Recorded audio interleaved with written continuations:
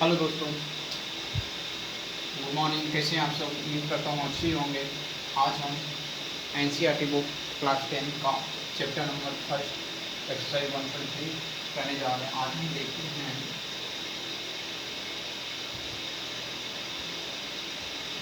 देखेंगे सिद्ध कीजिए कि √5 एक अपरिमेय संख्या है। मीन्स √5 एक अपरिमेय संख्या है। तो हमें देखना है कि क्या √5 एक अपरिमेय संख्या है, तो हमें सिद्ध करना है। Means prove that. तो सिद्ध करने के लिए हम इसे अपोजिट मीन्स उल्टा मान लेंगे। तो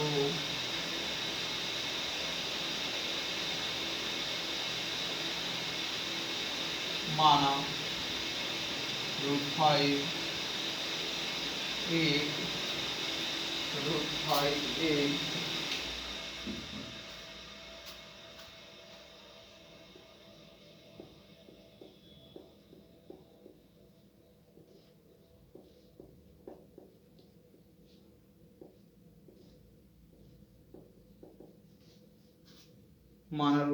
एक परिमेय संख्या है। ओके,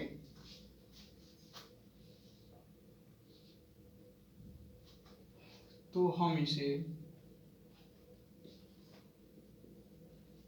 p/q के रूप में लिखेंगे। ठीक है, जहां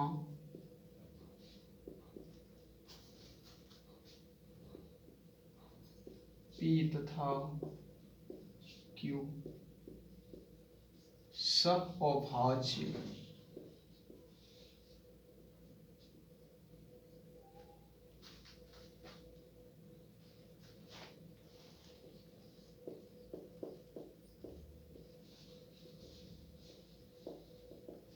अंक है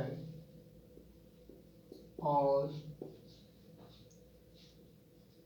q नॉट इक्वल टू 0 है। ठीक है, अभाज्य का मतलब होता है अभाज्य का मतलब होता है जैसे 4y 1/3 एक वह स्वयं से डिवाइड हो, हम इसे अभाज्य पूर्णांक कहेंगे। मीन्स हम इसे अभाज्य पूर्णांक कहेंगे। ओके, मीन्स अभाज्य का मतलब एक वह स्वयं से डिवाइड हो। ओके, चलिए नेक्स्ट देखेंगे हम। जब यह मेरा p/q के रूप में है तो दोनों तरफ वर्ग करने पर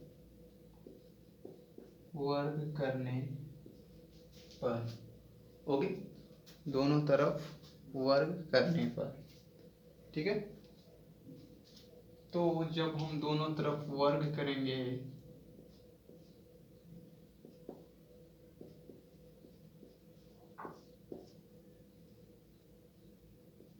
5 आ जाएगा मेरा, क्योंकि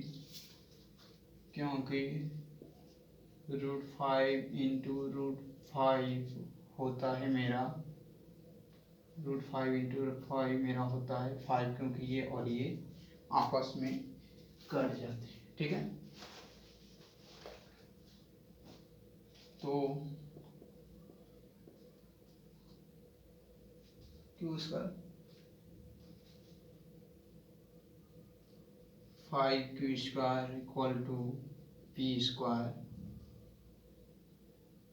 q² equal to p² by 5। ठीक है, q² बाय 5। ओके, तो जब मेरा q² equal to p² by 5 हुआ, हम देखते हैं कि p² 5 से क्या हो रहा है, विभाजित में डिवाइड हो रहा है। ओके, तो हम लिखेंगे यहाँ p² 5 से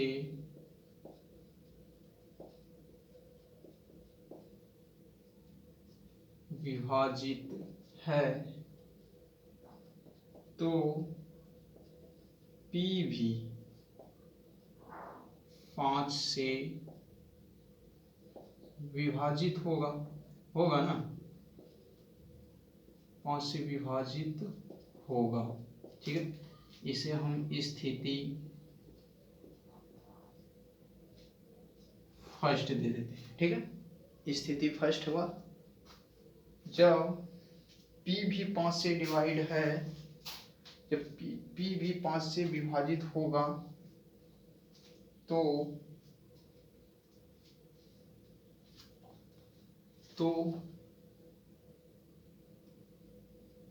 P का एक गुणनखंड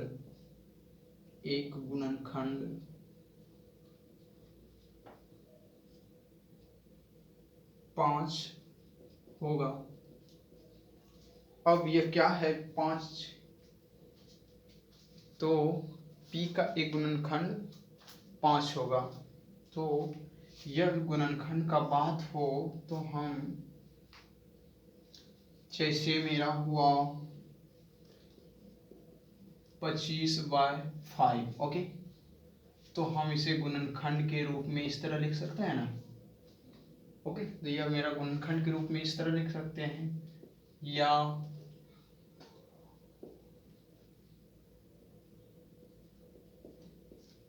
24/2, तो हम इसे 2 इंटू, यह भी तो एक गुणनखंड हुआ, तो 2 मेरा गुणनखंड हुआ। ओके, 2 मेरा गुणनखंड हुआ, और इसे हम m के रूप में लिख सकते हैं ना।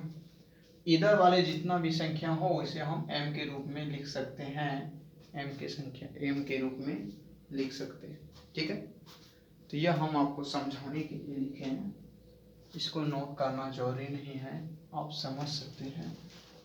ओके, चलिए नेक्स्ट हम देखेंगे, जब P का एक गुणनखंड 5 होगा, ओके, तो समीकरण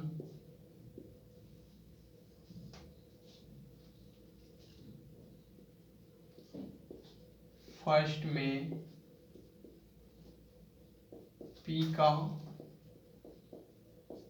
मान रखने पर, ओके, समीकरण फर्स्ट में P का मान रखें। ठीक है, तो समीकरण फर्स्ट में P का मान रखेंगे, यहाँ है मेरा 5q² = p², है ना।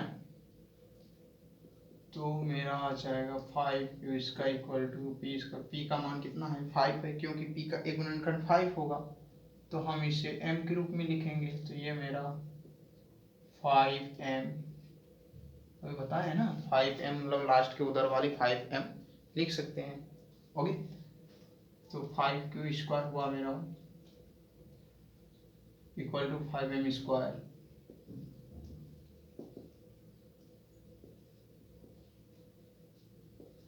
ठीक है,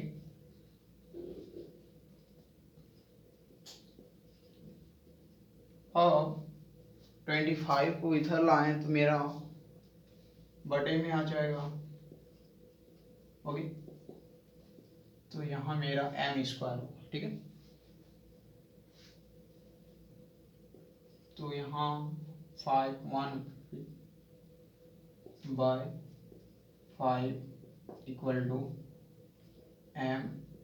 m²।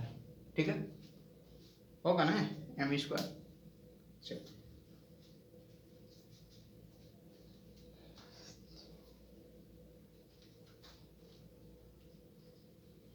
तो हम देख रहे हैं कि स्थिति फर्स्ट में मेरा 5q² = p² है, तो q² =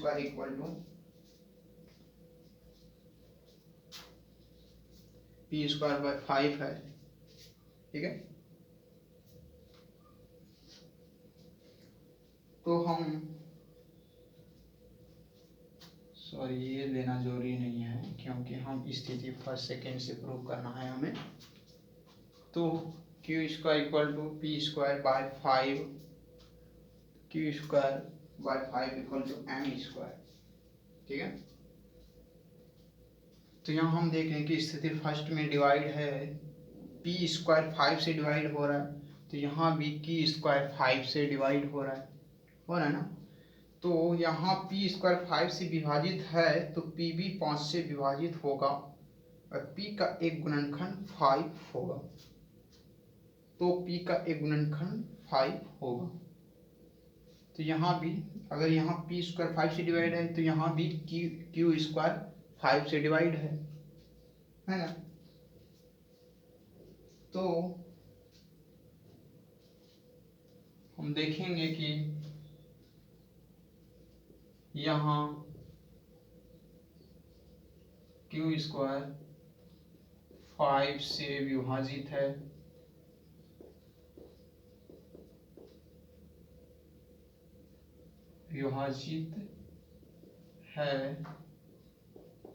तो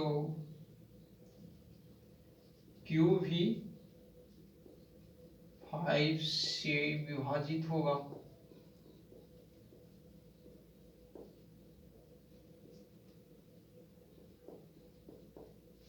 ये 5 से विभाजित होगा। ओके,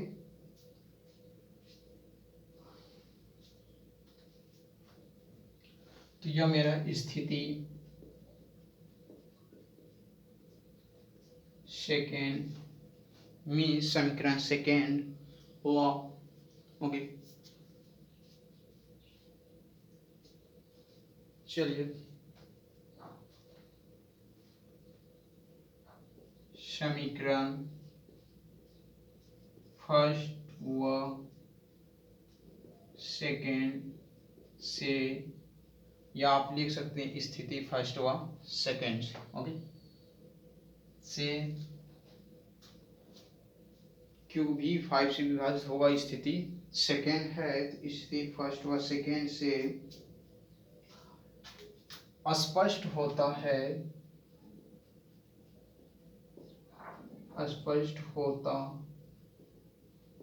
है कि P बाई Q एक परिमेय संख्या नहीं है, अतः √5 एक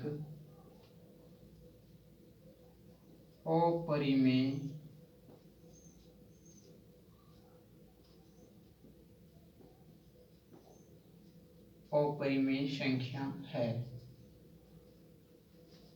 ओके, यह मेरा प्रूफ हो गया। ठीक है, अपरिमेय संख्या है। ठीक है, यह मेरा प्रूफ हो गया।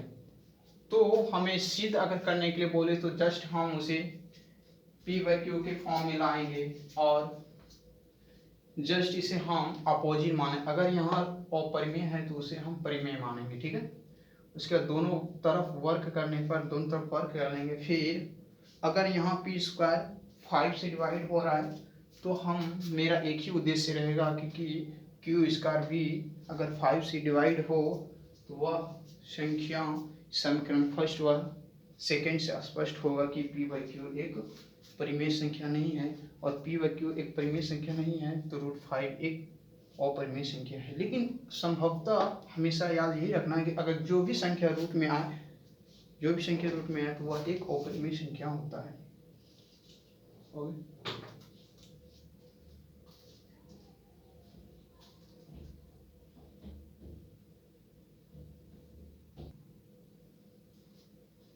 सो प्लीज अगर कोई भी क्वेश्चन मन में डाउट हो तो हमें कमेंट में बता सकते हैं, और ऐसे ही ऑनलाइन क्लासेस आप ज्वाइनिंग करना चाहते हैं तो हमारे चैनल्स विद्या वाहिनी एजुकेशंस को सब्सक्राइब जरूर कर लें ताकि जो भी वीडियो अपलोड करूं आपके तक पहुंच जाए, और बेल आइकॉन को जरूर दबा लें ताकि नोटिफिकेशन भी आपको टाइम पे मिले। ठीक है, चलिए नेक्स्ट में हम देखेंगे क्वेश्चन सेकेंड का। ठीक है।